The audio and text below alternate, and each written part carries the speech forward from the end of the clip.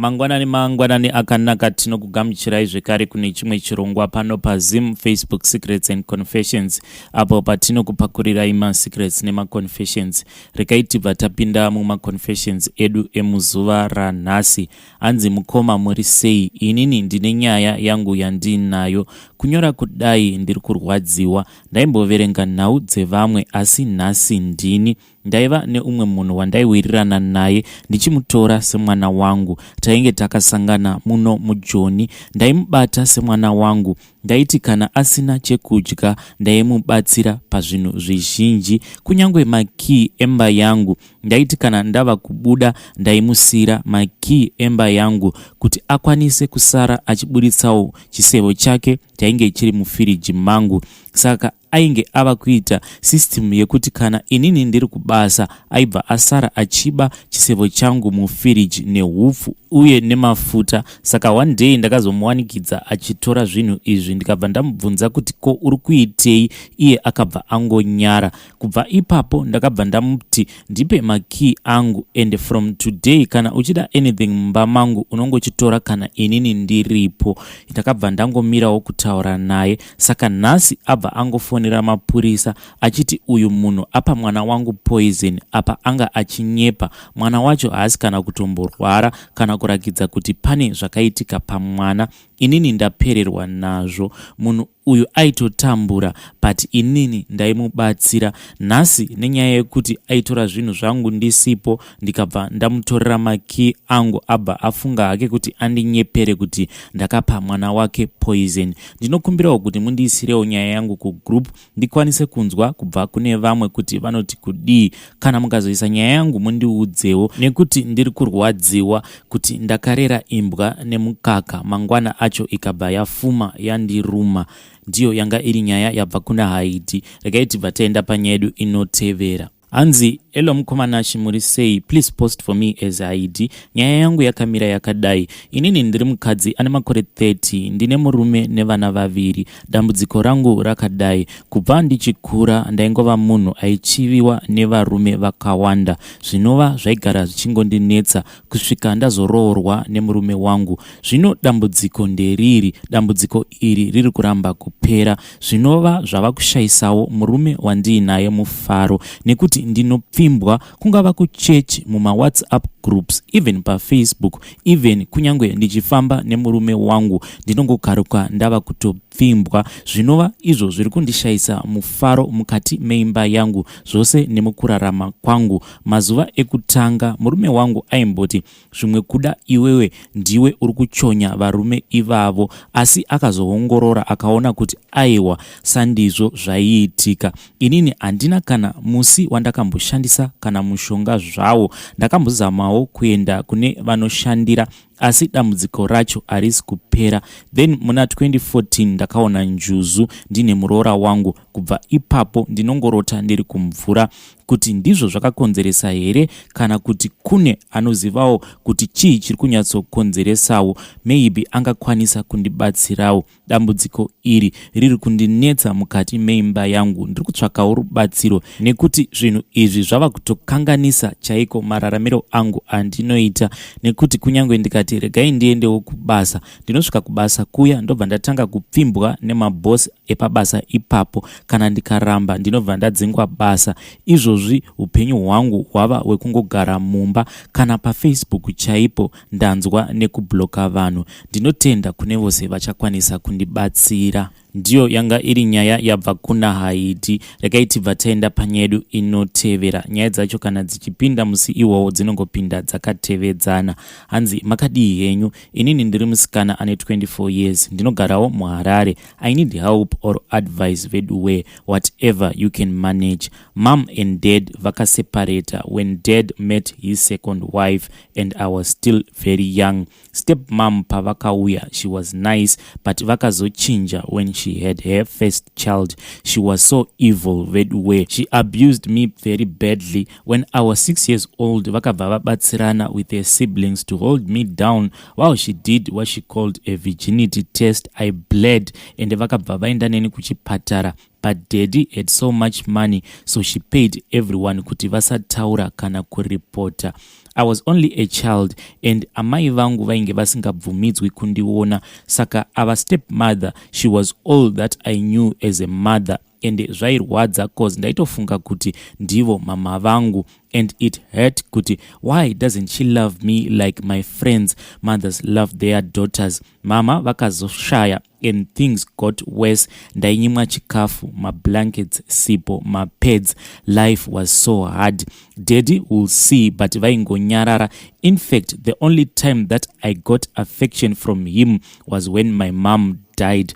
Things got better ku boarding, ndakambotangawo kusimba, but when she saw it, she decided kuti ndidzoke kumba kuti vaendese vana vavo to a better school. Vakanditi mari haisi kukwana, asi ndakazoshamisika kuti vainge vatenga something that was very expensive. Then a few months later ndakabva ndaiswa paday school. Fees yaibhadharwa asi ndaneta nekudzingwa kuchikoro. They will not buy me any books, kana mari yekombi yekuenda kuchikoro yaitovarwadza kuti ibude. Then one day when I was 15 ndakachemera mabooks kuna daddy vangu, asi vakandiseka zvekuti I am in pain as I write this mufunge. Around that time, a man came into my life.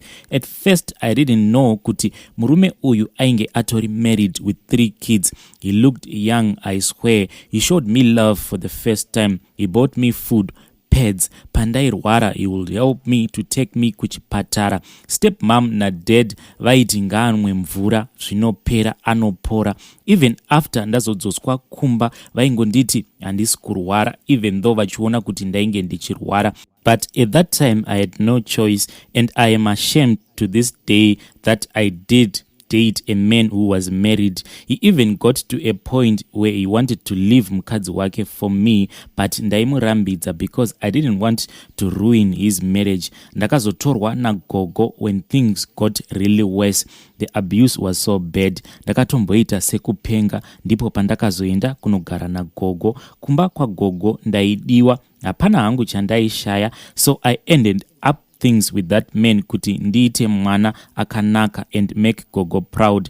I finished upper 6, but daddy vairamba kuti ndienderere mberi nechikoro vachingoti handina kana mari, asi vaiendesa hama dzastepmom kunze kwenyika just for school.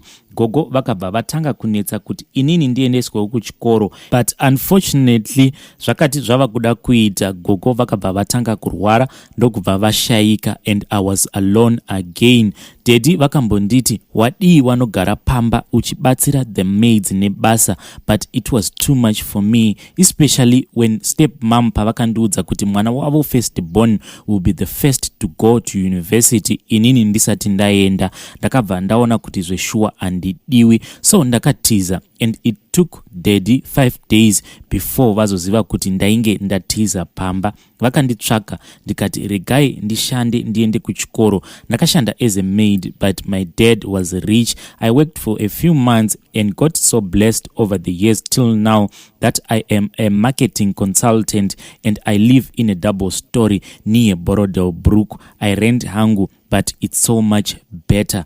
My problem is everyone that I meet anobva atondifarira, but over time anobva andibata rough. If I meet a man anondida so much at first, but anozongotanga kunditreata kunge ndatova tsvina. I have been taken to amazing places even out of Zimbabwe.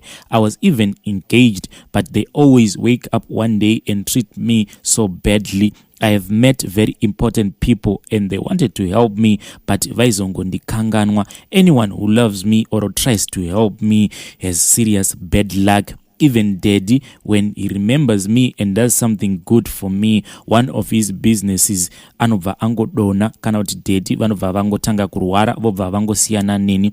No one knows, but I have seen the pattern kuti this pattern keeps on repeating itself. For me, pese pandinoitawo success, it will be followed by a very big failure.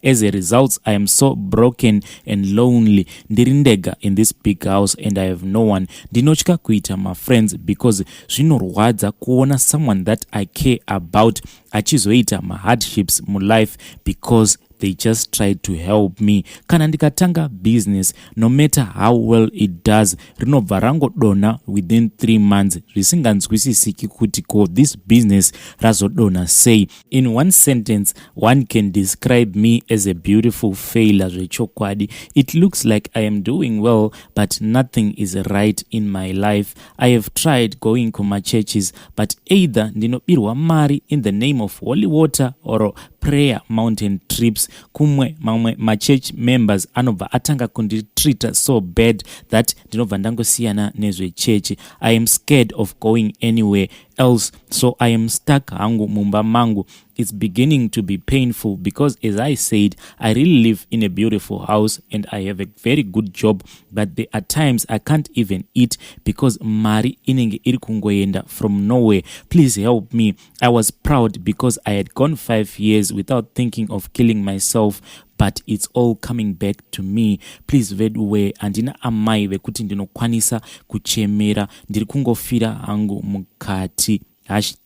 #broken. That was a painful story yabva kune mwanasikana uyu. Kana kuine vanokwanisa kubatsira mwanasikana uyu, please link me up so that tuone kuti mwana uyu angabatsirikana sei. Regai tibva taenda panyaya yedu inotevera.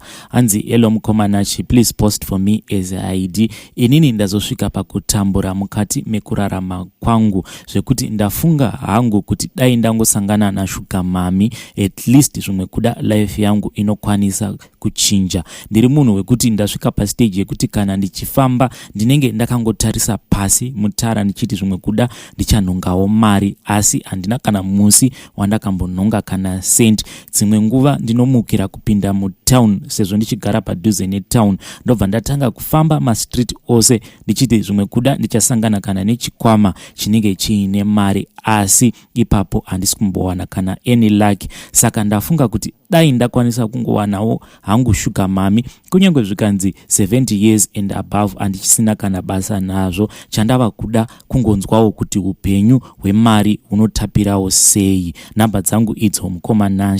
Ndiyo yanga iri nyaya yabva kuna Haiti. Regai tibva taenda panyaya yedu inotevera. Anzi hello Mukoma. Inini ndakanzwawo confession these 2 girls vari kuZimbabwe. One aiti ane nhengo 2, mumwe anoti iye akafanana nevanhu rume, anoita kunge mukomana but iye ari musikana. For me, inini ndiri murume ane kanhengo kadiki diki, ndinotonyara kana kupfimba vasikana kana vanhukadzi. Kana zvichiita, please can you link up me with those girls so that tinokwanisa kuzonzwisisana mumaproblems edu. Saka vana haidi vaya, please dzokai kuinbox kwangu ndikwanise kukusanganisai naMukoma ava. Uye zvekare kana kuine someone out there who is willing to accept Mukoma ava nedambudziko ravo ravainaro, please huyai kuinbox kwangu. Asi hatidi vanhu vekuti mangwana kana vakazobvisirwa mari kana vakaroorwa vobva vatanga kuzotsvinyira munhu. Tinoda munhu wekuti he will love this man to the grave. Regai tibva taenda panyaya yedu inotevera. Hanzi mamuka sei Mukoma? Inini ndiri mukadzi ane makore 33. Mukoma, inini ndaitawo dambudziko vedu we, handizivi kuti wangu munyama here kana kuti chii. Ndakakweretesa sisi vangu nemurume wavo mari inoita 4,000 mugore ra2020 April. Kubva ipapo vanongoti tichakupa mari kana taiwana. Gore rapera ndakabva ndafonerwa nasisi vachichema, hanzi mwana Kuno arwara. Ndikabva ndati sisi inini mari handina. Vakabva vaudza amai kuti vafone vachikumbira kwandiri kuti ndivape 50 US vakwanise kurapa mwana, otherwise aikwanisa kufa. Saka ndakazovapa mari iya. Then November last year ininiwo ndakabva ndarwarirwa nemwana wangu. Ndakabva ndati sisi ndipeiwo mari iya ndikwanise kurapisa mwana wangu. Ivo vakabva vangoti tichakupa mari yako December munin'ina, usawara. December uya asvika, sisi vangu nemurume wavo vakabva vatora vana vavo ndokubva vauya kuno kuSouth Africa. Ndikabva ndati sisi, mwana wangu achiri kungorwara, please ndiri kukumbirawo mari iya yandakakupai muna 2020. Zvikabva zvanzi enda unomira pabank, ndinokuisira after 30 minutes. Asi nanhasi ndakangomira. Then January musi wa4 ndakafonerwa naamai kuma4 vachiti varara vakagara mwana ainge achirwara. Ndakabva ndaudza sisi nemurume wavo kuti ndizvo zvataura amai, ndinokumbirawo mari iya. Then sisi sisi vangu vakabva vatanga kundituka. Vaindituka vachiti, hei, handingatadze kufara nekuti ndinokukwereta mari. Vedare, ndakatadza here kuti ndakakweretesa hama dzangu mari idzo dziri padambudziko? Nezuro ndakazotumirwa mishonga yaidiwa, ndikabva ndafonera murume wasisi nekuti sisi vangu foni yavo yaitoramba. Ndakabva ndati, pamari iya ndinokumbirawo kuti mungondipawo 500 rands ndikwanise kutenga mishonga yemwana iri kubiwa nekuti ari kunzi ane shuga. Zvikabva zvanzi ndinokupa kana sisi vako vadzoka kubva kuZimbabwe. Then sisi munhu wekutoti anofamba nendege kubvira last year, but vari kuramba kundipa 5000 rands yandakavakweretesa. Ndiri kutochema izvozvi nekuti ndinombozvibvunza kuti sisi nemurume wavo vanhu vekutoti vanotravela nendege asi vari kungotadza kundidzorera mari yangu. Ndava kutofunga kuti zvimwe kuda vanenge vakagadzira mari yangu nekuti iko zvino handisisina kana chinooneka chandinokwanisa kuita mukati mekurarama. Dzimwe nguva ndinombofunga kutozvipfuudza nekuda kwenyaya iyi. Mukoma, zvinhu zvacho zvakaoma. Sisi vakatoenda kuZimbabwe nendege kutaura kuno, apa vakatobloka foni yangu. Kana mukaposta mozondiudzawo nekuti pamwe pacho handisi kutobatika nenhau yekuti data chairo handichakwanisi kutotenga. Izvezvi ndatoita kutenga ka5 rand kuti ndikusenderei nyaya yangu iyi paWhatsApp. Ndiyo yanga iri nyaya yabva kuna Haidhi. Saka iye ati ari kutsvakawo rubatsiro. Kana kuine vanokwanisa kubatsira mwanasikana uyu, uyai tibatsire mwanasikana uyu. Regai tibva taenda panyaya yedu inotevera. Hanzi, elo mukomanashi muri sei? Confession yangu yakamira sekudai. Chitupa changu rasai mubhini. Muna 2015 basa randaishanda pamaspare parts rakapera. Ndikabva ndafunga zvekumbobuda muHarare ndichienda kwaMutare. Ndasvika kwaMutare kuya ndakanogara namukoma vangu vanoita zvekuvaka. Inini ndainge ndichidzidzirawo basa iri, asi pakushandidzana navo ndainge ndichingovadana nezita rainge risiri ravo, zita iri rekuti Itai. Ndakazoona nekufamba kwenguva kuti mukoma vanoita zvekutsotsa vanhu uye vaitova munhu aitsvakwa nemapurisa nenhau dzechitsotsi. Imwe Friday tainge takatozorora hedu, then takangokaruka tareidwa nemapurisa tikasungwa tose, inini namukoma nemudzimai wavo, tichinzi nesuwo tainge tichibatsira kuhwandisa munhu aitsvakwa nemapurisa. Takaita weekend yese tiri muchitokisi, tikazoenda kukoti uri musi weMonday. Inini nemudzimai wavo takabva tapiwa bail out, asi mukoma wangu akabva angosara akavharirwa. Takazodzoka nechitatu kukoti, asi zvakaitika musi uyu mukomanachi ndezvekuti pavakadanwa kuti vauye kukoti, mudzimai wacho akabva aenda kuseri kwekoti, akabva amhanya akanopa mukoma dumwa rekubata. Mukoma vakabva vangotanga kufamba vachibuda pakoti pasina kana akavamisa. Takaenda kumba, asi tasvika kumba mukoma vakabva vapinda mubedroom mavo pamwe chete nemudzimai wavo. Vakabva vatanga kudeketera vachitenda kuyambutswa kwavainge vaita. Zvapera, inini ndakaramba ndichingogara pamba apa ndichitenderera kutsvaka maclients aidiwa kuvakirwa, asi zvainge zvakangooma. Takazogara pasi inini namukoma tikatanga kukurukura. Tiri pakati pekukurukura kudaro, mukoma vakabva vatanga kundirondedzera ivo vachiti vainge vakapiwa mushonga unonzi chivuno kuti uvabatsire. Mushonga uyu vakati vakautora munzvimbo yevhumba. Vakabva vataura kuti kune imwe n'anga iriko kuchimoyo ende ndiko kwavaida kuenda kuti vakwanise kubatsirika.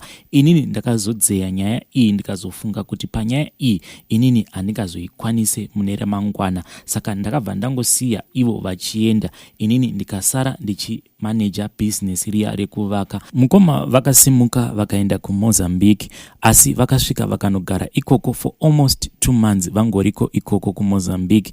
Asi pavakazodzoka havana kana chavakataura chine musoro pazvose zvavainge vakasangana nazvo ikoko. Iniwo nekuomerwa neupenyu ndakazombofamba ndichitsvaka kuti kochiko chainetsa mukati melife yangu. Even my clients ekuvaka ndainge ndava kusakwanisa kumawana, zvekutoshaya kana mari yekutenga sipo chaiwo. Saka ndafamba kudaro ndakabva ndaudzwa kuti mukoma vangu ava vainge vakarombera business ravo ravo rekuvaka nelodge nebhawa ravo ririko kuvhumba. Mukadzi ainge akaromberawo driving school yake. Zvimwe zvakabva zvabuda ipapo zvainge zvakasanganisira zvekuti number 1 vakapiwa dumwa vari kuMozambique. Dumwa iri hanzi rinofema ende vanofamba naro. Dumwa iri hanzi ndere Lucky. Number 2 hanzi vakatemererwa nyora mumaoko kuti vakwanise kuita mari. Number 3 vakapiwa machira, bute nezvimwe zvekushandisa kuitira kuvhara nyaya dzavo dzainge dziri kumapurisa. Dzimwe dzacho dzaisanganisira kuba motikari. Number 4 vakanotora Ivhu paguva rababa. Baba vedu vaimbova businessman ainge aine mukurumbira, saka Ivhu iri ndiro ravakaenda naro kuMozambique nekuti ndiro raidiwa pakugadzira mishonga yekuromba nekushandisa mweya wababa pakuita business. Number 5 vakanotora zvekare Ivhu raMukoma vainge vakashayikira vari kuMozambique ende hanzi vari kushandisa Mukoma ava zvekare paurombwa hwavo uhu. Handizivi kuti ivo vakazozviziva sei kuti inini ndainge ndava kuziva zvinhu zvose izvi. Mukadzi wacho akabva andidzinga achiti ndine makuhwa uye ndainge ndakavinga kuzodya mari yemurume wavo, saka ndakazodzingwa. Pari zvino ndava kugara pangu ndega, asi mhepo vari kundisimudzira. Mukoma Nashi pari zvino hazvina kana kutombondimirira zvakanaka. Ndashayiwa kuti vamwe vehukama ndovaudza sei, nekuti so far ndakazosvika pakuziva kuti ari kushandisa hama ndiani nekutorera hama zvipo ndiani. Mamarriages evanhu akabatwa, ngozi chaidzo dziri kunetsa ende dziri kusaidzirwa kune dzimwe hama. Mafinances evanhu chaiwo kana ukabata hapana kana chaunokwanisa kushandisa mari iyoyo. Zvinhu zviri kuitika zvakawandisa. Inini ndiri kutoshaya kuti hama ndodziudza sei uye ndotangira papi chaipo. Iyi ndiyowo secret yangu iyi, Mukoma Nashi. Ndiyo yanga iri nyaya yabva kuna mukoma vedu ava. Vadiwa vateereri, awa ndiwo masecrets nemaconfessions atanga tinawo. Until we meet again, tongoti happy secrets and confessions.